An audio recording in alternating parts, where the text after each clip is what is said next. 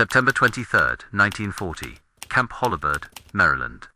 The first 4x4 prototype that would become the wartime Jeep rolled onto the test field after a non-stop delivery from Butler, Pennsylvania. Still warm from the road and carrying the Army's hopes for a light reconnaissance car that could be built by the tens of thousands. Quartermaster officers circled the little machine with clipboards, measuring wheelbase, checking ground clearance, and timing hill climbs. The thesis that would shape a global war was already visible in the dust under its tires. A simple, standardized vehicle, light enough to ship anywhere, and rugged enough to work everywhere, could multiply the mobility of infantry, engineers, scouts, and artillery in ways no staff study had quite captured. In the next 5 years, the Allied answer to the problem of tactical movement would not be a miracle tank or a secret engine, but a two-door four-wheel drive utility with a four-cylinder engine and a price tag low enough to flood continents.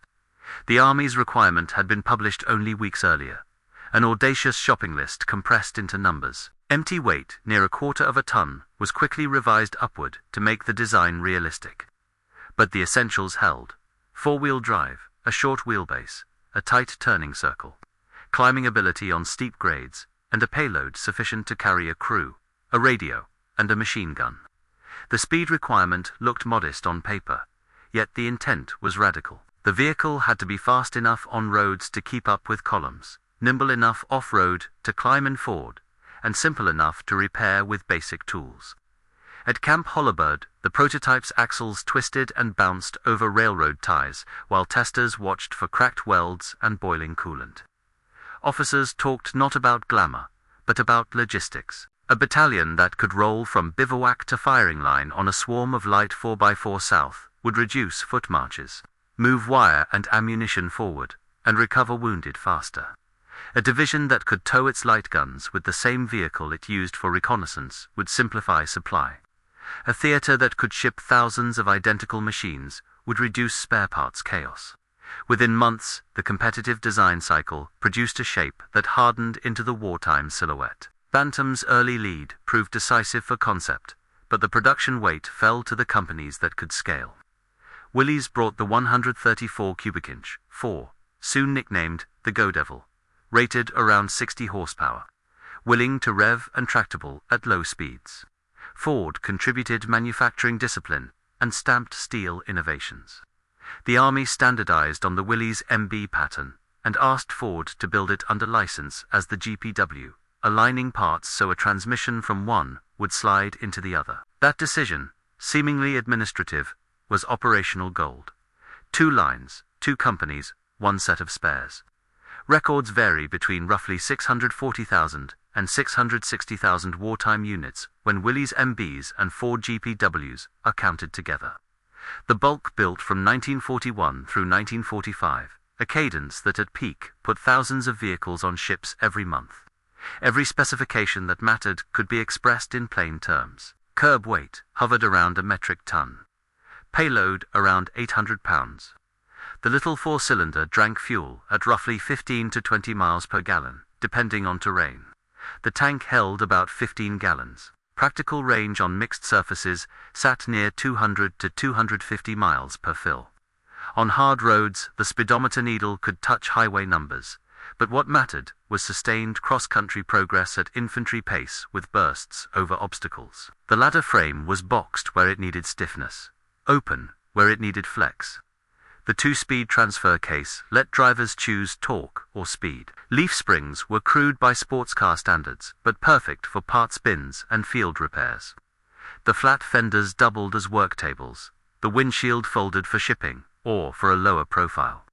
And the body panels were flat, because flat panels are faster to stamp and easier to replace. The test logs at Holabird recorded climb angles, brake fade on descents, and the minutes required to swap key components.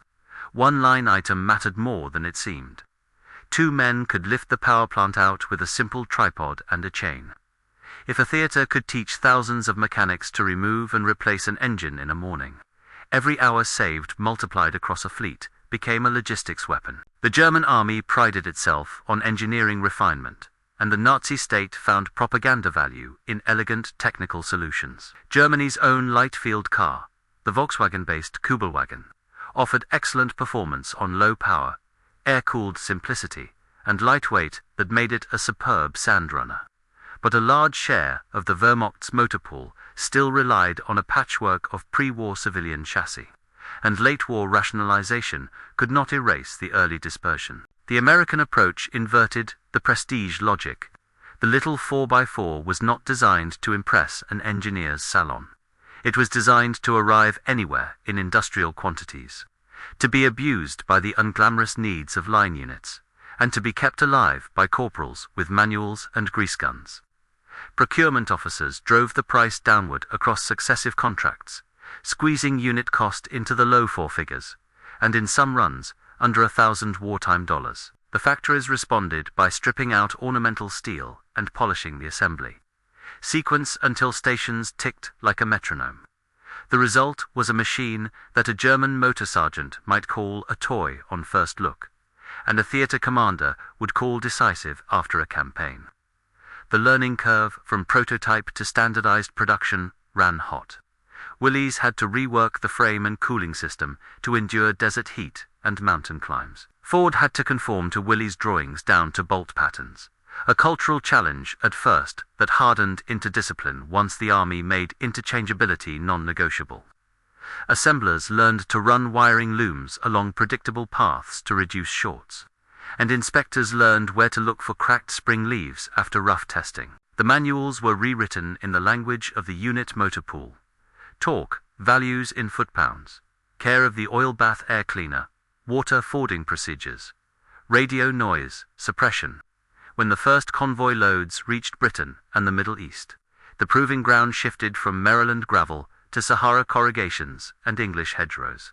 In late 1942, the North African landings made the little vehicle's purpose obvious. On Algerian roads, US and British units discovered that what a staff map labeled as a pass could be a goat track, and what a commander imagined as a quick lateral movement could be a day's slog in deep sand. A quarter-ton 4x4 with air-down tires could thread a column around stalled trucks and keep a reconnaissance troop moving. Towed 37mm anti-tank guns and pack howitzers were far from ideal against upgraded German armor. But a light gun that was in place beat a heavy gun that was still on the road. Radio jeeps jumped ahead, strung wire, and relayed fire missions. In the French Morocco sector, drivers learned by instinct to shift into low range before cresting soft dunes, to keep momentum without spinning, and to use the vehicle's small footprint to find firmer ground where heavier trucks bogged. When the Tunisian hills turned the fighting into a chess match of road junctions and ridge lines, a company commander could move from battalion to battalion in minutes rather than hours, a pace of command that outstripped what horse or foot could ever deliver. Theater maintenance officers tracked numbers methodically. A fleet that ran at thousands of miles per month would consume tires, points, condensers, fan belts, wheel bearings, and leaf springs at a calculable rate. The supply system answered with parts, kits in crates, sized to fit the same vehicles that used them, and with training films that showed a farm boy from Iowa how to pack a hub and set end play without a mentor looking over his shoulder. The result was quantifiable. A motor pool with a dozen identical jeeps and a shelf of correct spares could keep 9 or 10 running steadily. A mixed pool of 6 different pre-war automobiles might keep only 3 or 4 running on a good day. In 1943, the Mediterranean Force fed this logic into its structure. Reconnaissance platoons built tables of organization around light 4x4s.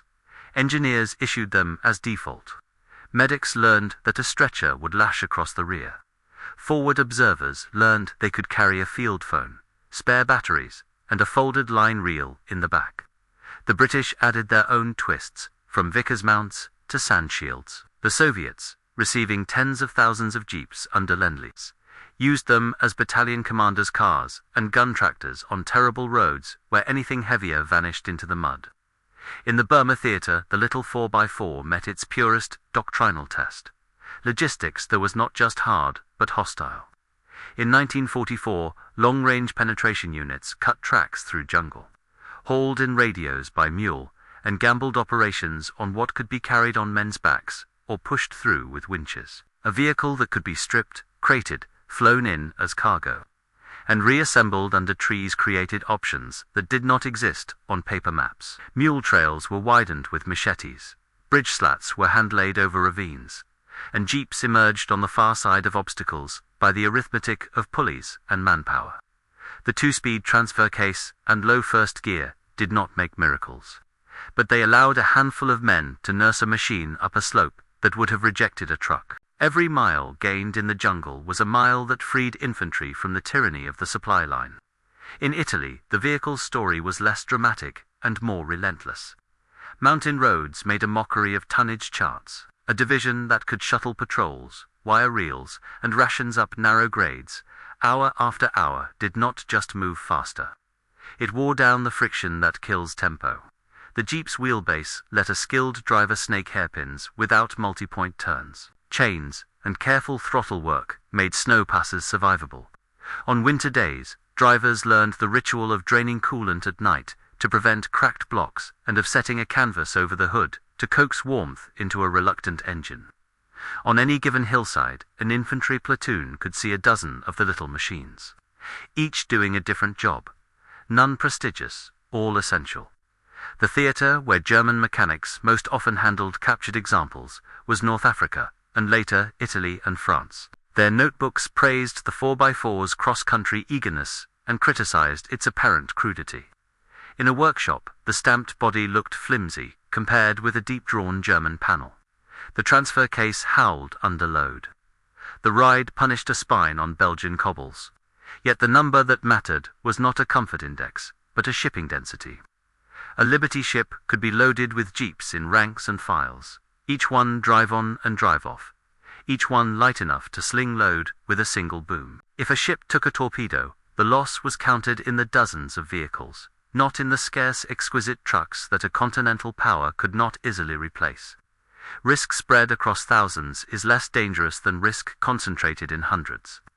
By 1944, the Allied logistics base turned the vehicle into a shorthand for standardization. Crates labeled with the familiar part numbers appeared at depots from Oran to Naples to Southampton.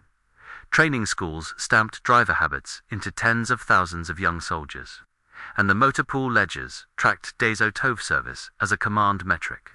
A vehicle that spent 5% of its life in the shop was better than a machine that spent 15%.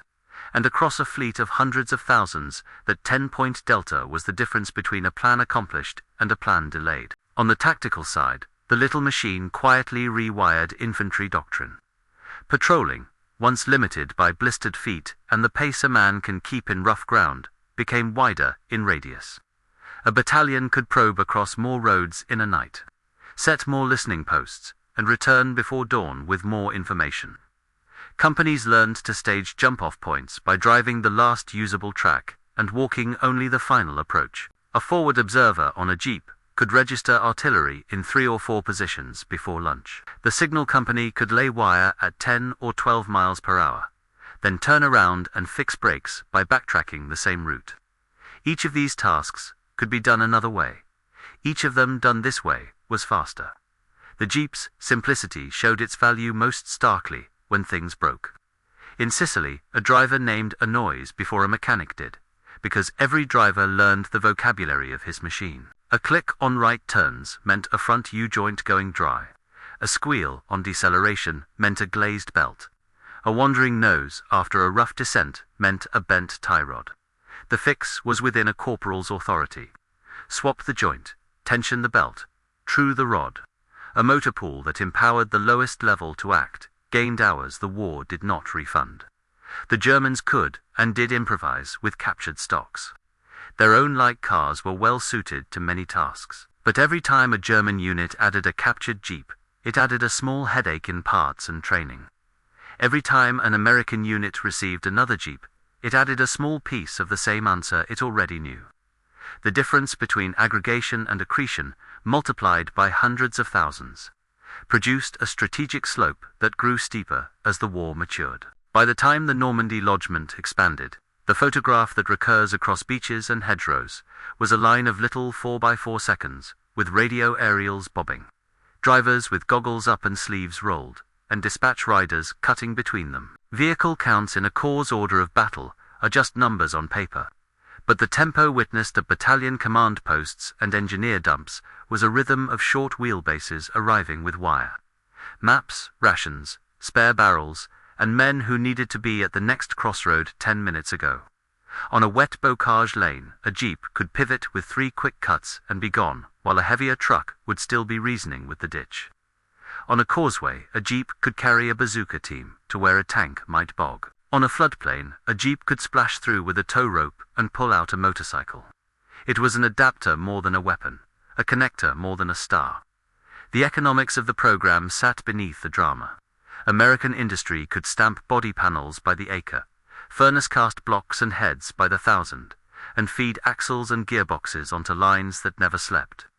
The bottlenecks that mattered, rubber bearings, skilled labor, were budgeted at national scale. Contracts shifted between Willys and Ford as capacity and price changed, but the line graphs all rose. In 1944, the monthly output of jeeps across factories rivaled the entire pre-war annual production of light cars in some European countries. The procurement offices tracked not only delivered units, but also kits for overseas assembly, a way to push volume through tight shipping by letting distant depots bolt together vehicles near the point of use. The effect in theaters was visible on maps. Staffs could plan an operation, assuming that the connectors between units, the errands, the relays, the quiet runs at night would be done at speed. The jeep could not cross a river where a bridge was gone, but it could deliver lumber faster to build a new one. It could not win a firefight, but it could move a machine gun from left to right within minutes and change the local balance. It could not replace a half-track as an armored carrier, but it could ferry a patrol to the saddle that mattered and be back for more. Its limits were clear. In deep mud, without corduroy roads, it flailed. With a heavy trailer on slick inclines, it demanded a perfect right foot. With a high center of gravity and a full load of men, it punished inattentive cornering. Drivers learned the hard lessons and passed them down. Keep thumbs out of the steering wheel spokes on rough ground. Shift before, not on, the obstacle. Secure the jerrycan and the spare so they do not become projectiles. These were not glamorous teachings, yet they saved lives and kept plans on schedule. If the little 4x4 could be called a toy, it was only in the sense that it rewarded anyone willing to learn its rules. The number that anchors its legacy is not a single total, but a rate. By late 1943, a major theater could absorb and employ thousands per month without drowning in maintenance. An organizational feat disguised by the vehicle's modest size. A weapon of movement does not announce itself with blast or recoil. It shows itself in timelines that compress, in staff estimates that become conservative because reality beats the plan, and in enemy reports that complain that Allied units seem to be everywhere. On paper, the accomplishment looks simple. Standardize a machine. Teach millions to drive it. Teach thousands to fix it. Ship it by the hundreds of thousands. On the ground, it demanded discipline by factories, foresight by logisticians, and humility by designers who valued the mechanic's wrench over the engineer's flourish. The payoff covered to countenance by 1945. From the hedgerow lanes of Calvados to the switchbacks above the Arno, and from the paddy levees of the Irrawaddy to the gravel of the Tehran-Kazvin supply routes, where Lend-Lease convoys carried spares and whole vehicles east.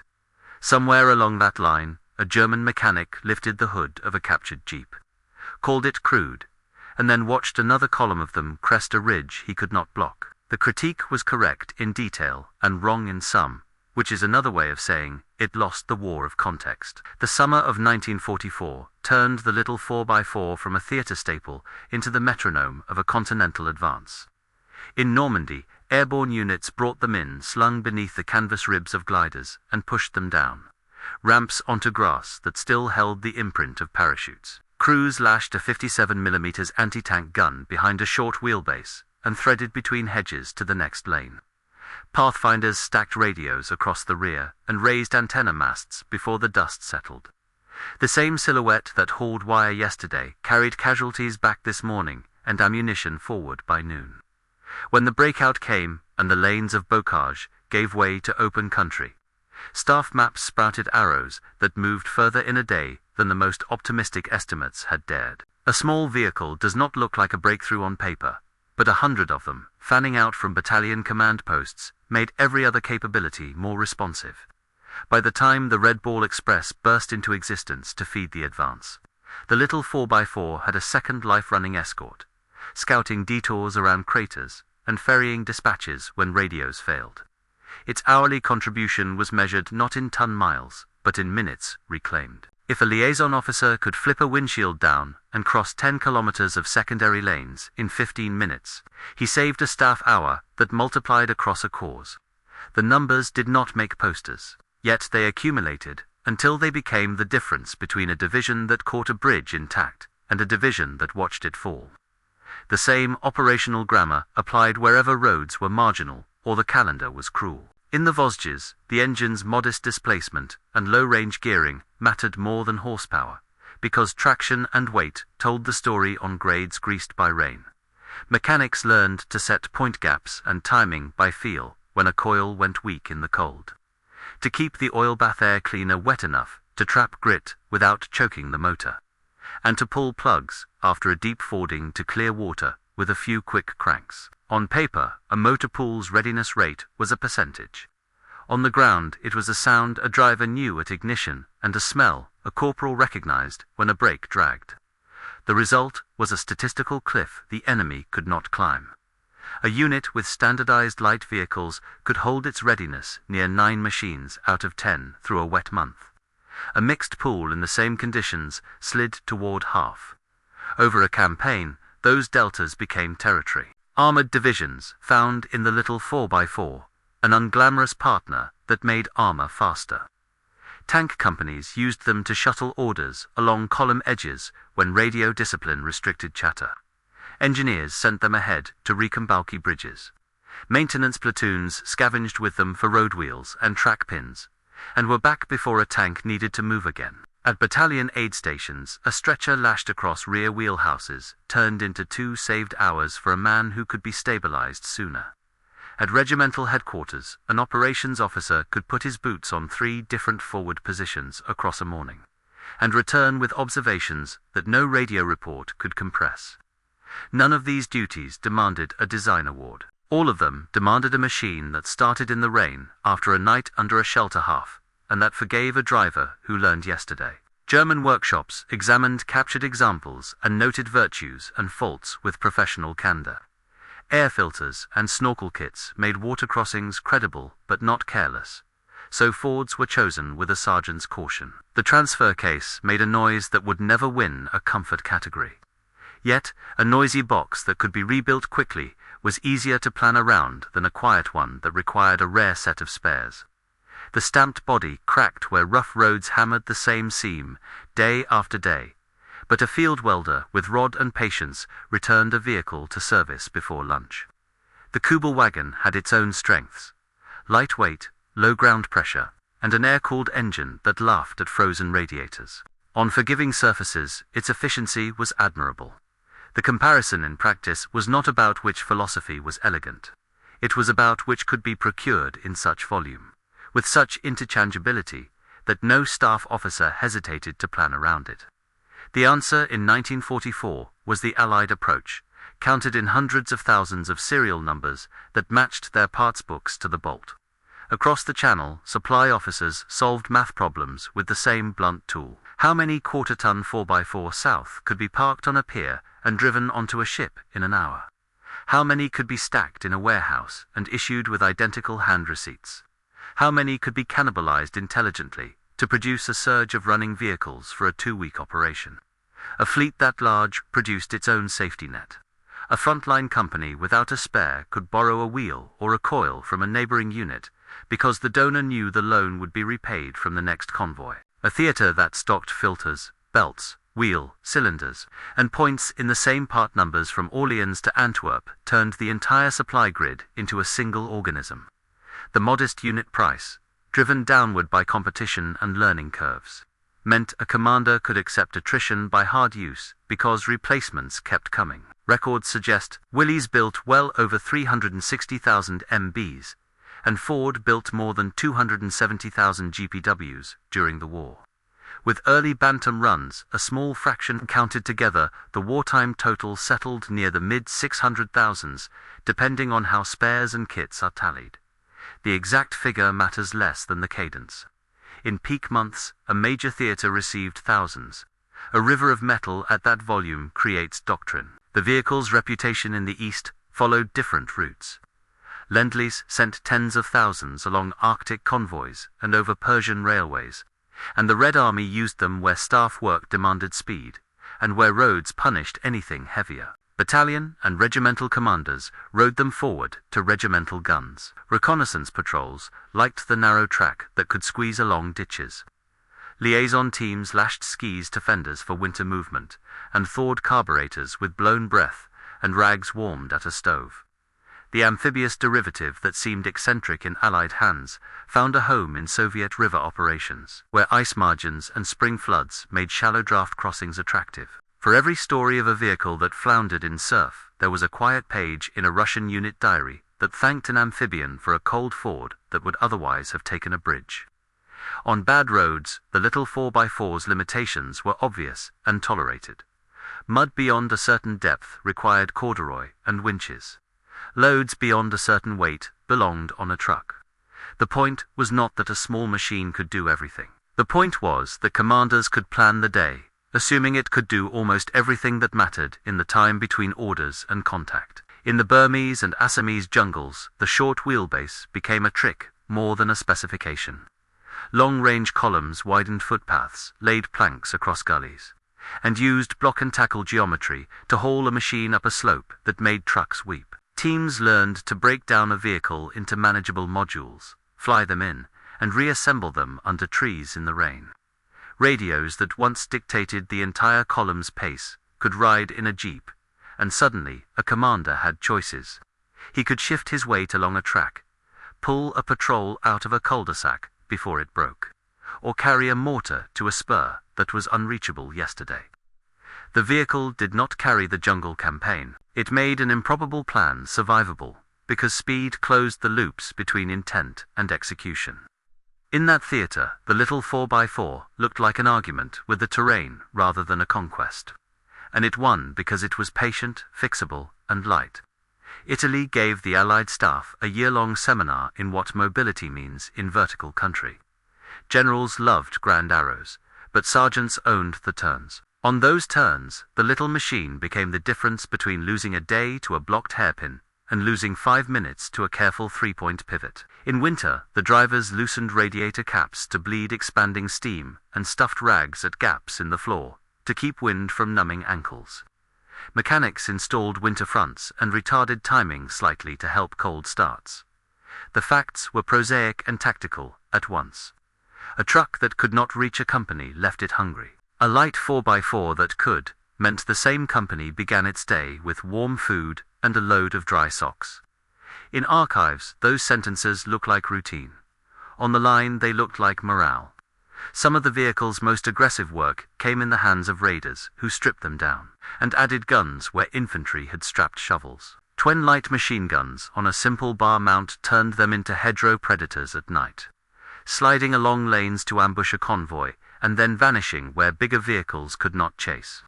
The same profile, muffled and unremarkable by day, hauled explosives and time pencils to bridges before midnight, and then mingled with farm carts by dawn. When airborne brigades landed again in the Low Countries later in 1944, the glider delivered jeeps towed anti-tank guns onto streets lined with brick row houses, and backed them into alleys that would have defeated heavier tractors.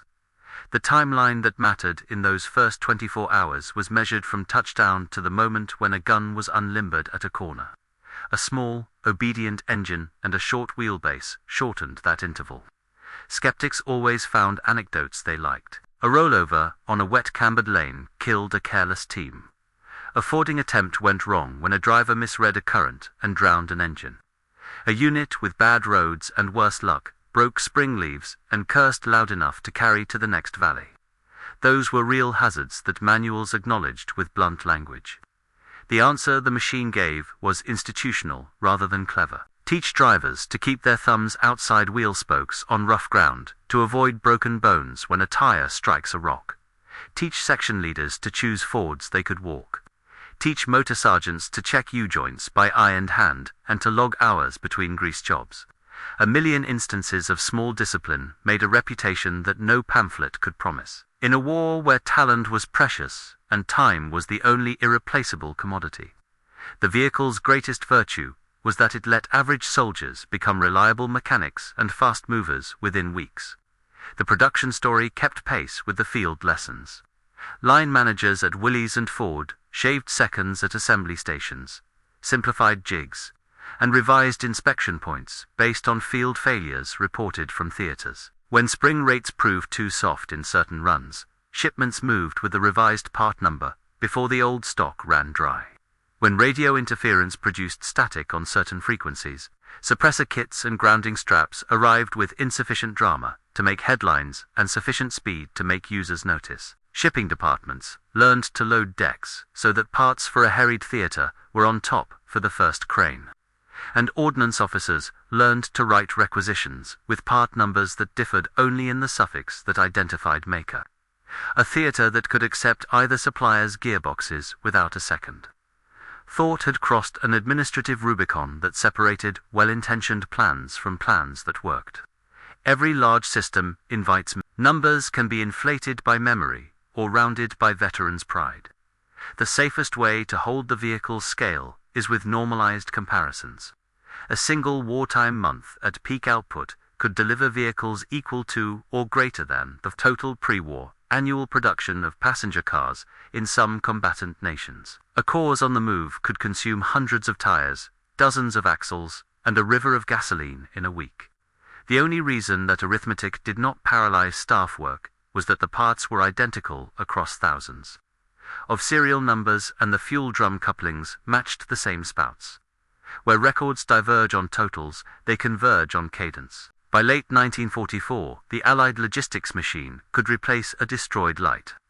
4x4 faster than a repair unit could file the paperwork, which changed how commanders thought about risk. A machine that could be risked for a patrol or a quick haul without a week's anxiety behind it made bolder plans rational. The end of the European campaign showed the vehicle in a light that doctrine books rarely capture. Cities fallen to ruin, and roads cratered to chalk demanded small acts of recovery. A platoon's worth of jeeps pulled rubble into windrows so an ambulance could pass. Couriers ran city blocks to find a working bridge engineer and return him to a hole that needed expertise now, not after lunch. Displaced families who had never ridden in a car sat on rear wheelhouses for a mile that saved them hours of walking. The machine had been designed for war, and it did war's work.